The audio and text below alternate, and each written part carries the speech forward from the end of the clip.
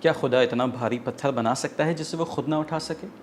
کیا خدا اپنے جیسے خدا کو تخلیق کر سکتا ہے؟ یا کیا خدا اپنے آپ پر موت کو طاری کر سکتا ہے؟ آج انشاءاللہ ان جیسے سوالات کے جوابات کو ہم جاننے کی کوشش کریں گے۔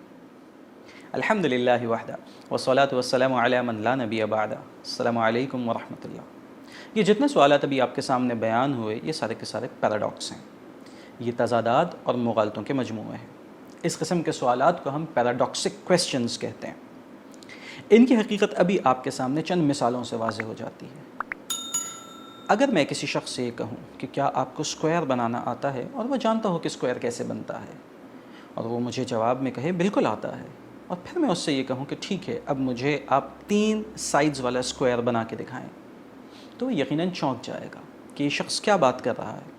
یا تو اسے یہ نہیں پتا کہ اسکوائر 4 سائڈز کا ہوتا ہے، اس کی چاروں سائڈز برابر ہوتی ہیں، اس کے چاروں اینگلز برابر ہوتی ہیں، تو یا تو یہ شخص اس بات کو نہیں جانتا، یا پھر یہ میرے ساتھ مذاق کر رہا ہے۔ کیونکہ جو اس بات کو جانتا ہے وہ کبھی بھی یہ مطالبہ نہیں کرے گا کہ مجھے 3 سائڈز والا اسکوائر بنا کے دکھاؤ۔ ہم ایک دوسری مثال آپ کے سامنے رکھتے ہیں۔ مثال کے طور پہ آپ کسی میتھس کے چیمپئن سے یہ کہیں کہ میں تمہیں چیمپئن اس وقت مانوں گا میتھمیٹکس کا جب تم 1+1 کو 3 کر کے دکھاؤ۔ اب سامنے والا شخص یقیناً چونکے گا اور کہے گا 1+1 2 ہوتا ہے، یہ ایک اسٹیبلشڈ فیکٹ ہے، یہ ایک نون فیکٹ ہے، اور آپ مجھ سے یہ مطالبہ کر رہے ہیں کہ میں آپ کو 1+1 3 کر کے دکھاؤں، جو کہ غلط ہے۔ لہٰذا یا تو آپ میتھمیٹکس کو جانتے نہیں ہیں، یا پھر آپ صرف سوال در سوال کرنا چاہتے ہیں۔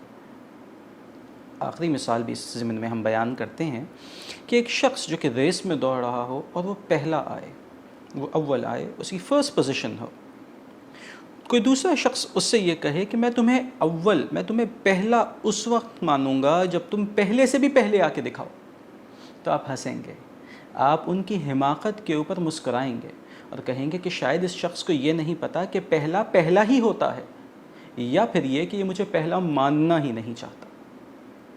اگر یہ سوالات اور ان کے جوابات آپ کے ذہن میں آ گئے، تو اب اگر ہم ان کویسچنز کی جانب جائیں تو بخوبی آپ اس بات کا اندازہ لگا سکتے ہیں کہ جو ملحد ہیں وہ یا تو جانتے ہی نہیں ہیں کہ خدا کی صفات کیا ہوتی ہیں، یا پھر یہ کہ وہ جانتے بوجھتے ہوئے ایسے سوالات کر رہے ہیں کہ جس کا نتیجہ یہ نکلے کہ ہم نے ماننا ہی نہیں ہے۔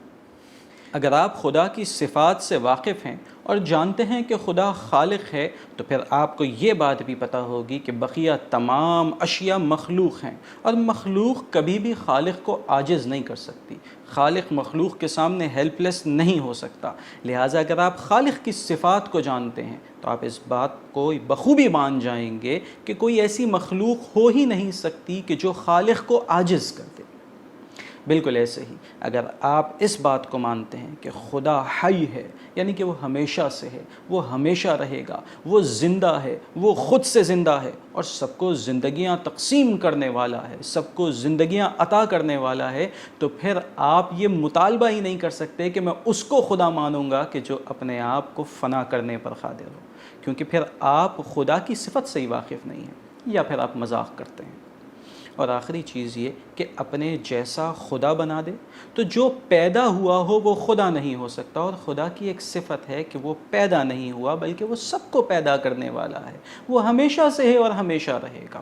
لہٰذا ایسی صورت میں بھی آپ خدا کی یا تو صفت سے واقف نہیں ہیں، یا پھر صرف مذاق کرنے کے لیے ایک حماقت بھرا سوال کرتے ہیں۔ اور آخری چیز یہ کہ ہم کہتے ہیں اللہ اکبر، اللہ سب سے بڑا ہے، تو جو سب سے بڑا ہو اس سے بڑا کون ہو سکتا ہے؟ لہٰذا یہ تمام سوالات پیراڈاکسک کویسچنز ہیں۔